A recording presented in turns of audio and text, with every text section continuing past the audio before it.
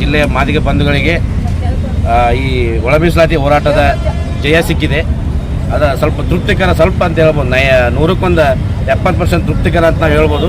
ಈ ಖುಷಿಯನ್ನು ನಾವು ಈಗಾಗಲೇ ನಾವು ಕಳೆದುಕೊಂಡಂಥ ನಮ್ಮ ಏನು ಹೋರಾಟಗಾರರಲ್ಲ, ಬಾಗೇವಾಡಿಯಲ್ಲಿ 7 ಜನ ತೀರ್ಕೊಂಡ್ರು ಅವರಿಗೆ, ಮತ್ತು ವಿಜಯಪುರದಲ್ಲಿರುವಂಥ ನಮ್ಮ ವಿಜಯ್ ಕುಮಾರ್ ಪಾರ್ಶ್ಯಾನರಿದ್ದರು ಅವರಿಗೆ, ಮತ್ತು ಹಿರಿಯ ಹೋರಾಟಗಾರ ಏನದಲ್ಲ ಅವರಿಗೆಲ್ಲ ಅರ್ಥಕ್ಕೆ ಇಷ್ಟಪಡ್ತೀವಿ. ಇದು ಏನಪ್ಪ ಅಂತಂದ್ರೆ ನಮಗೀಗ ತೃಪ್ತಿಕರ ಆಗಿಲ್ಲ ಅಂತ ನನಗೊಂದು ಸ್ವಲ್ಪ ಭಾವನೆ ಐತಿ. ಯಾಕಪ್ಪ ಅಂತಂದ್ರೆ ನಾವು ಕೇಳಿರೋದು 7% 6% ಇದೆ. ಯಾಕಂದ್ರೆ ನಾವು ಈಗ ಕೇಳ್ತೆ ನೀವು ಹಂಗೆ ಕೊಡಬೇಡ್ರಿ, ಜನಸಂಖ್ಯೆ ಆಧಾರ ಮೇಲೆ ಕೊಡು ಅಂತ ಹೇಳಿದ್ವಿ.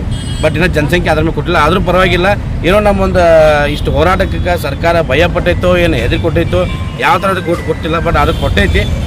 ಅದು ಈ ಒಳ ಮೀಸಲಾತಿ ಹೋರಾಟ ಪಾಲ್ಗೊಂಡಂಥ ಎಲ್ಲ ನನ್ನ ಸಮುದಾಯ ಬಂಧುಗಳಿಗೂ ಹಾಗೂ ಹಿರಿಯ ಹೋರಾಟಗಾರರಿಗೂ ಮತ್ತು ಈ ಒಳ ಮೀಸಲಾತಿ ಸಿಗಲು ಮೇನ್ ಕಾರಣಭೂತರಾದಂಥ ಮಾನ್ಯ ಗೋವಿಂದ ಕಾರಜೋಳ ಸಾಹೇಬರು, ನಾರಾಯಣ ಸ್ವಾಮಿಯವರು, ಎಚ್ ಆಂಜನೇಯವರು ಹಾಗೂ ಎ ನಾರಾಯಣ ಸ್ವಾಮಿಯವರು ಮತ್ತು KH ಮುನಿಯಪ್ಪನವರು, ಇವರಿಗೆಲ್ಲ ನಾನು ಅಭಿನಂದನೆ ಸಲ್ಲಿಸ್ತೀನಿ.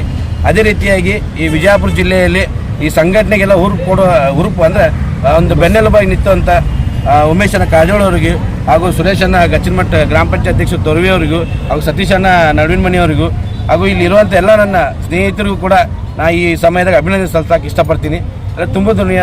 ತುಂಬ ಹೃದಯದ ಧನ್ಯವಾದಗಳು. ಶ್ರೀಶೈಲ ರತ್ನಾಕರ್, ಕರ್ನಾಟಕ ಮಾದಿಗ ಸಂಘ ಜಿಲ್ಲಾಧ್ಯಕ್ಷ, ಬಿಜಾಪುರ. ಹೋರಾಟ ಸಮಿತಿಯ ಜಿಲ್ಲಾಧ್ಯಕ್ಷ.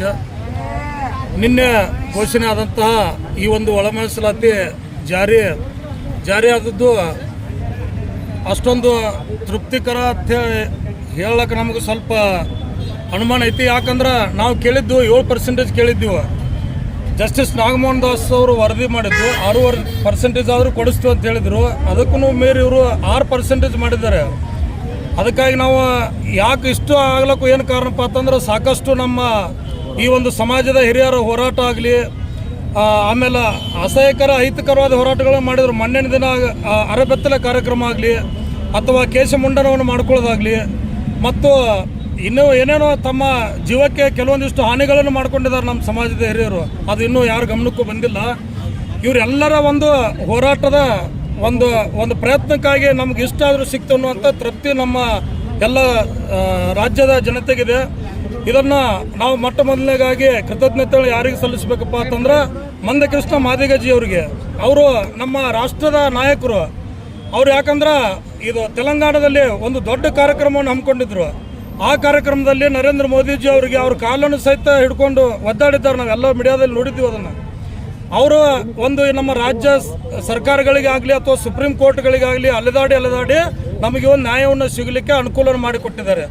ಅದು ಅಲ್ಲದೆ ಮತ್ತು ನಮ್ಮ ರಾಜ್ಯದ ನಾಯಕರಾದಂಥ ಎ ನಾರಾಯಣ ಸ್ವಾಮಿ ಅವರಾಗಲಿ, ಗೋವಿಂದ ಕಾರಜೋಳ ಸಾಹೇಬರಾಗಲಿ, ನಮ್ಮ ಜಿಗ್ಜಿಂಗಿ ಸಾಹೇಬರಾಗಲಿ, ಇವರೆಲ್ಲರೂ ಇದು ಎಚ್ ಆಂಜನೇಯ ಸಾಹೇಬರಾಗಲಿ, ನಮ್ಮ KH ಮುನಿಯಪ್ಪ ಸಾಹೇಬರಾಗಲಿ, ಸಾಕಷ್ಟು ಜನ ಈ ಒಂದು ಒಳ ಮೀಸಲಾತಿ ಜಾರಿಗೆ ಮಾಡುವ ಸಲುವಾಗಿ ಸಾಕಷ್ಟು ಪ್ರಯತ್ನವನ್ನು ಮಾಡಿದ್ದಾರೆ.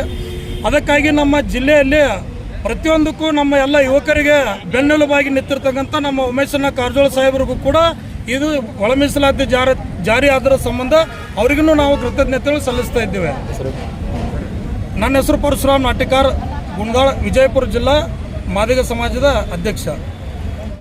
ಎಲ್ಲ ಹೋರಾಟಗಾರಿಗೂ ಒಂದು ನಿಮಿಷ ಮೌನಾಚರಣೆಯನ್ನು ಎಲ್ಲ ಪ್ರಾಣ ಕಳ್ಕೊಂಡು ಮೌನಾಚರಣೆ